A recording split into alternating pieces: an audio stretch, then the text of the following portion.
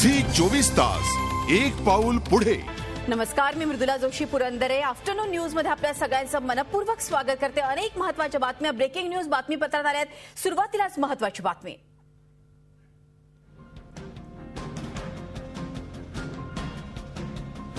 वैद्यकीय शिक्षणाच्या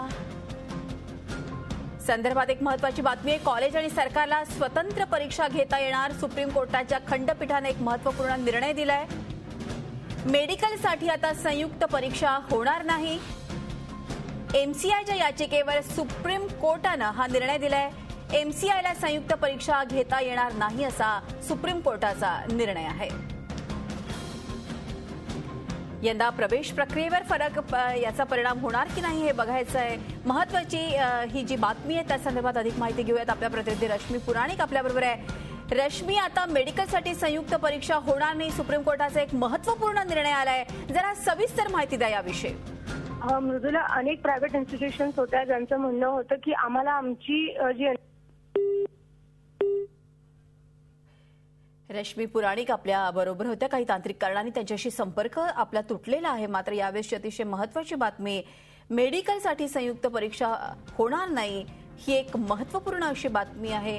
राज्य खासगी विद्यापीठं आता परीक्षा घेऊ शकतात अशा प्रकारचा एक महत्त्वाचा निर्णय सुप्रीम कोर्टानं काही वेळापूर्वीच दिलेला आहे। याआधी देखील आपण माहिती आहे वैद्यकीय शिक्षणाच्या संदर्भात ही महत्त्वाची बातमी। प्रवेशात एकच संयुक्त परीक्षा ठेवण्याची मागणी करणारी याचिका आता संयुक्त परीक्षा होणार नाहीत या संदर्भात अधिक माहिती घेऊयात। आपल्या प्रतिनिधी रश्मी पुराणिक आपल्याबरोबर आहे। रश्मी, मेडिकलसाठी संयुक्त परीक्षा होणार नाही आणि त्याचबरोबर आपण बघतोय की राज्य आणि प्रत्येक जण एक परीक्षा आपली घेऊ शकतात। सुप्रीम कोर्टाचा हा जो महत्त्वपूर्ण निर्णय आहे त्याविषयी जरा सविस्तर माहिती द्या। मृदुला, ज्या प्रायव्हेट इन्स्टिट्यूट किंवा स्टेट गव्हर्नमेंटचे जे हॉस्पिटल्स आहेत, एमसीआयचं जे नोटिफिकेशन होतं ते सांगत होतं की सर्व मेडिकल कॉलेजेस असतील, पोस्ट ग्रॅज्युएट असतील किंवा अंडर ग्रॅज्युएट असतील, त्या सर्वांना एकच सामायिक परीक्षा असेल, नीट ही परीक्षा असेल, हे एमसीआयचं नोटिफिकेशन होतं। परंतु हेच नोटिफिकेशन आज सुप्रीम कोर्टाने रद्द केलेलं आहे। त्यांनी सांगितलेलं आहे प्रायव्हेट इन्स्टिट्यूशन्स असतील किंवा स्टेट किंवा सेंट्रल असेल ते आपापली एंट्रन्स एक्झाम घेऊ शकतात।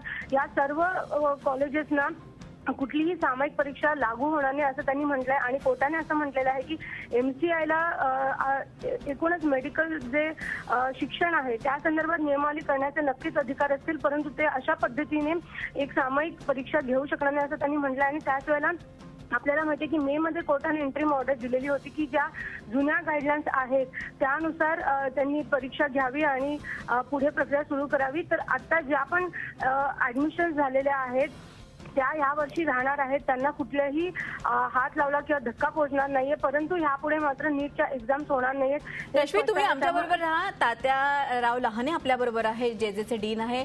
अर्थात तात्याराव, आपण बघतो एक महत्त्वाचा निर्णय आला आहे सुप्रीम कोर्टाचा। ज्या तऱ्हेनं या निर्णयामुळे प्रवेश प्रक्रियेवर परिणाम होणार नाहीये, मात्र आता कॉलेज आणि सरकारला स्वतंत्र परीक्षा घेता येणार आहे।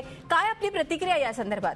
नाही, आता जे नीट आपण घ्यायचा निर्णय जो घेतला होता मेडिकल काउन्सिल ऑफ इंडियाने, यामध्ये तो सगळ्याच याचा म्हणजे वेगवेगळ्या ठिकाणी मुलांना 10-12 परीक्षा द्याव्या लागायच्या। त्या द्याव्या लागून एकाच परीक्षेत त्यांचं सगळं व्हावं म्हणून तो निर्णय घेतला होता। पण आपण असं की माननीय सुप्रीम कोर्टाने जो काही निर्णय दिला आहे त्याचा आम्ही आदर करतो आणि त्याच्याप्रमाणे पुढची कारवाई करता येईल। पण यावर्षी ह्याच्यावर काही त्याचा परिणाम होणार नाही। जे ऍडमिशन झाले ते राहणारच आहेत। पण यापुढे आणखी एक गोष्ट अशी होती की जी खासगी कॉलेजेस आहेत त्यांना देखील वेगळी परीक्षा घेण्याची परवानगी कोर्टाने दिलेली आहे। तर आमचं त्यावेळेस असं म्हणणं होतं की सगळे मेरिटने घेतले तर या गोष्टीचा फायदा मुलांच्यासाठी होईल। पण जो कोणी निर्णय आहे त्याचा आम्ही आदर करतो आणि तशा प्रकारचे परीक्षा पुन्हा आता सीईटीची परीक्षा म्हणजे महाराष्ट्रामध्ये होईल। निश्चित। तात्याराव, महत्त्वाचा प्रश्न म्हणजे आता हा निर्णय झालेला आहे, आता एक परीक्षा ऑलरेडी या संदर्भात झाली आहे, विद्यार्थ्यांमध्ये थोडा संभ्रम आहे, त्यांना काय सांगाल? नाही, विद्यार्थ्यांनी संभ्रम करायची गरज नाही। ज्या परीक्षेमध्ये आता त्यांना यावेळेस ऍडमिशन दिलेलं आहे त्याच ऍडमिशन प्रमाणे त्यांचं ऍडमिशन होणार आहेत। त्यांना दुसरी परीक्षा द्यावी लागणार नाही किंवा ही लिस्ट कॅन्सल होणार नाही। त्यामुळे त्यांनी याच्यामध्ये संभ्रम बाळगण्याची गरज नाही. धन्यवाद तात्याराव, इतकी महत्वाची माहिती दिल्याबद्दल. जेजेचे हॉस्पिटलचे डीन तात्याराव लहाने आपल्याबरोबर होते. विद्यार्थ्यांनी संभ्रमावस्थेत राहू नये, जी त्यांना परीक्षा दिलेली आहे त्यावरती त्यांचा निर्णय लागेल. या संदर्भात पुन्हा जाऊया आपल्या प्रतिनिधी रश्मी पुराणिक. रश्मी, अर्थातच तुम्ही या संदर्भात बोलत होत्या. आता तात्याराव यांनी देखील सांगितलं की विद्यार्थ्यांनी कुठलाही संभ्रम बाळगू नये. आत्ताच्या ज्या विद्यार्थ्यांनी परीक्षा दिलेल्या आहेत त्यांना मात्र ऍडमिशन्स मिळणार आहे. जरा पुन्हा एकदा या एकूणच निर्णयाबद्दल, याचिकेबद्दल सर्व आपल्या विद्यार्थ्यांच्या दृष्टीने एक महत्त्वपूर्ण माहिती द्या. मृदुला, सगळ्यात पहिला ही महत्वाची माहिती आहे की ज्या पण नीटच्या एक्झाम झाल्या आणि ऍडमिशन झालेल्या आहेत त्यांना कुठलाही धक्का पोहोचणार नाही. यावर्षी जे ऍडमिशन झालेले आहेत ते तशाच राहणार आहेत. त्यामुळे आता जो सुप्रीम कोर्टाचा निर्णय आलाय त्यामुळे विद्यार्थ्यांना संभ्रम किंवा कुठली भीतीचं काहीच कारण नाहीये. कोर्टाचं इतकंच म्हणणं आहे, एमसीआयचं जे नोटिफिकेशन होतं की सर्व प्रायव्हेट इन्स्टिट्यूशन असतील किंवा स्टेट किंवा सेंट्रलचे जे इन्स्टिट्यूट असतील या सर्वांसाठी एक सामायिक परीक्षा असेल, ती सामायिक परीक्षा आता होणार नाही आहे. अर्थात या एमसीआयला या संदर्भात असे अधिकार नाही आहेत. मला हेच सांगायचं आहे की मे महिन्यात देखील सुप्रीम कोर्टाने जी इंटरिम ऑर्डर दिली होती तेव्हा त्यांनी हे स्पष्ट केलेलं होतं की ज्या जुन्या गाईडलाईन्स आहेत, जुने नियम आहेत, त्यानुसार त्यांनी आपल्या परीक्षा घ्याव्या, नीटच्या घेऊ नये असं तेव्हा देखील एक इंटरिम ऑर्डर मे मध्ये सुप्रीम कोर्टाने दिलेली होती. अर्थात आता ज्या एंट्रन्स एक्झाम झाल्या असेल, नीटची एक्झाम झाल्या असेल आणि त्यानुसार विद्यार्थ्यांना ऍडमिशन दिल्या तर तशाच राहतील, त्यांना कुठलाही धक्का पोहोचणार नाही.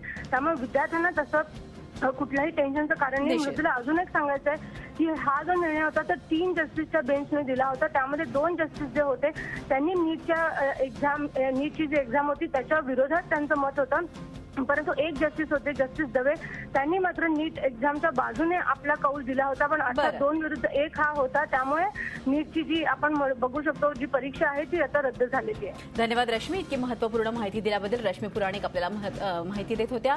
तर आता यानंतर राज्य आणि केंद्र सरकारही परीक्षा घेऊ शकणार आहेत. एमसीआयच्या याचिकेवर सुप्रीम कोर्टाने एक महत्त्वपूर्ण निर्णय यावेळेस दिलेला आहे आणि कॉलेजेसना या निर्णयामुळे स्वतंत्र परीक्षेची आता मुभा असेल. एमसीआयच्या याचिकेवर सुप्रीम कोर्टानं अत्यंत महत्त्वपूर्ण असा हा निर्णय दिलेला आहे. यंदाची प्रवेश प्रक्रिया जी आहे त्यावरून ऍडमिशन्स होणार. विद्यार्थ्यांनी कुठल्याही प्रकारे संभ्रमावस्थेत राहू नये या संदर्भात एमसीआयने एक महत्त्वाची याचिका सुप्रीम कोर्टात दाखल केली होती आणि त्या याचिकेवर उत्तर देताना सुप्रीम कोर्टानं हा महत्त्वपूर्ण निर्णय दिलेला आहे आणि यामुळे राज्य आणि केंद्र सरकारही परीक्षा घेऊ शकणार आहेत. त्याचबरोबर कॉलेजेसना देखील परीक्षा घेण्याची स्वतंत्र मुभा देण्यात आलेली आहे. झी 24 तास एक पाऊल पुढे.